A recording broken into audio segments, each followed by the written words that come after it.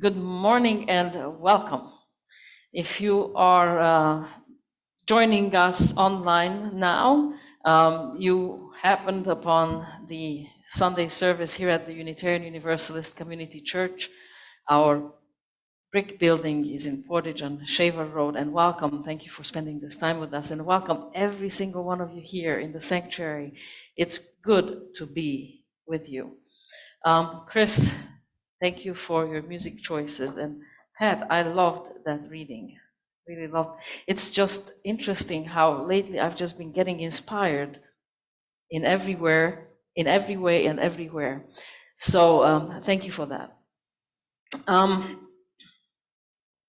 January and goal settings.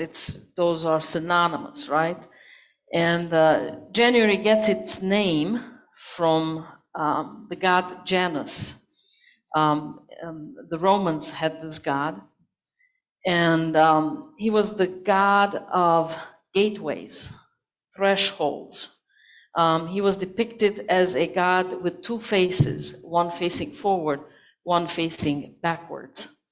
So it's a connection to January and goal setting. Just you see how it easily lends itself. He was also the god of endings and beginnings. A new year has been celebrated in many different cultures. We have records for as far back as the Babylonians, 3000 BC. They celebrated their new year in the spring. And it was an interesting celebration. That's when they would sow the barley, which gave them sustenance for the year. So it was a huge celebration then, and then the high priest would drag the king by his ears. And the idea was that they had to make him cry. And if there were tears, then the god Marduk was satisfied. And then the king would be allowed to rule another year. But really, the meaning was, the underlying meaning was that the king was put there by God. So the king's authority, therefore, must not be challenged. Only God can do that. But all cultures have, the Chinese have, and they celebrate New Year's. They do it once they discovered gunpowder, then they started making firecrackers and fireworks, and they do that because they want to blast the demons, the bad demons away, clear them with the big sound and the big fire, let them go away, let the new year be free of that.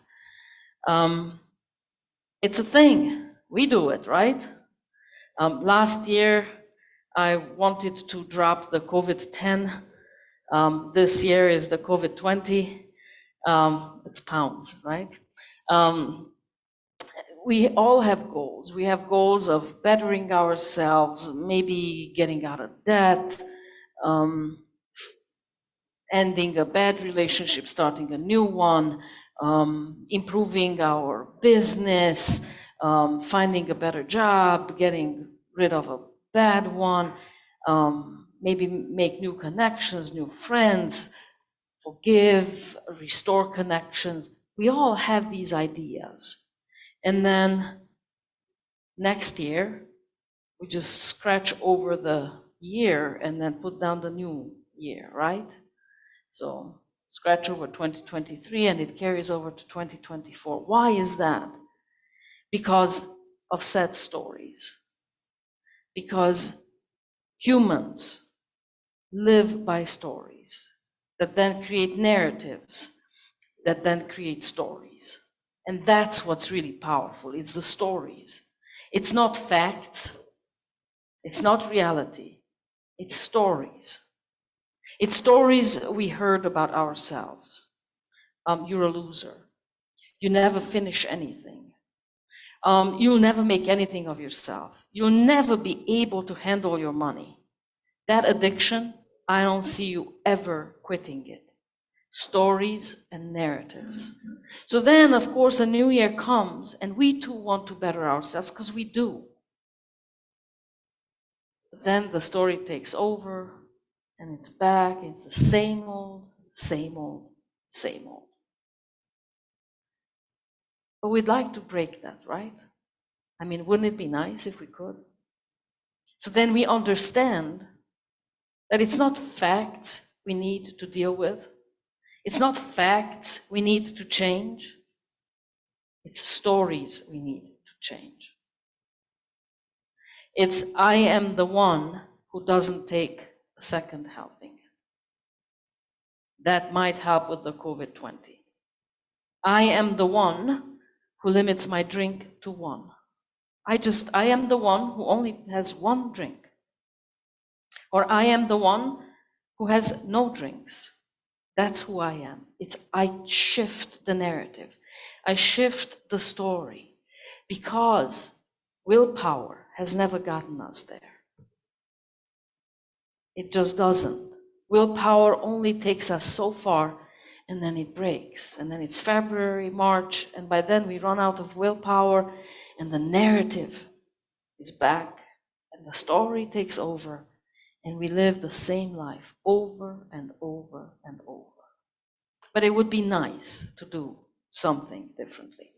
So today we're going to make an attempt.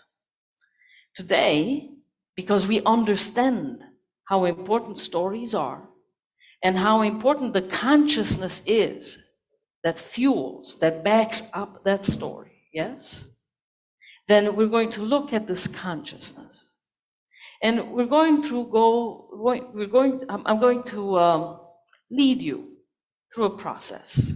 And I would like you to just have an open mind about it. And you at home, please take a sheet of paper and an envelope and a pen and have it ready, because we will be writing during this service.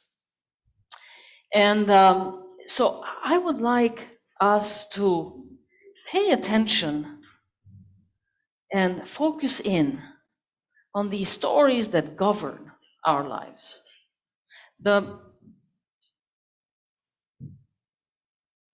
And as we begin, and I would like you to very gently start playing, Chris. Just very gently, very quietly. Thank you. So as we begin, I just would like you to sit back for a moment, close your eyes.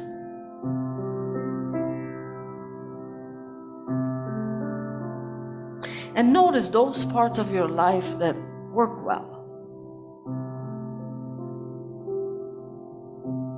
All those areas where you feel good about yourself.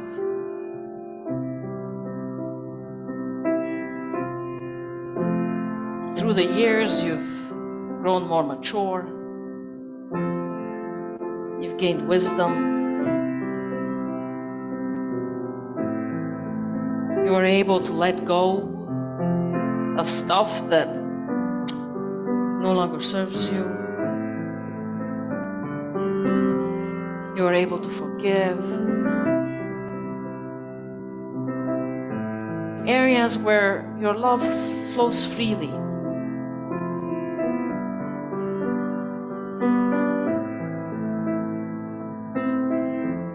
Identify those areas and list them on this piece of paper.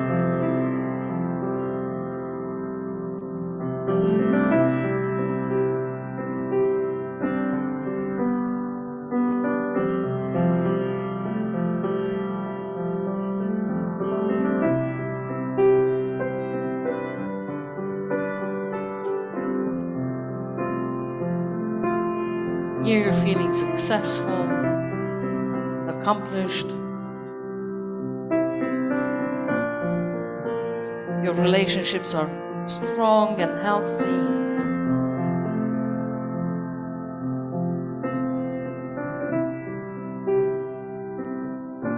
A change you've made, a positive change that you have made.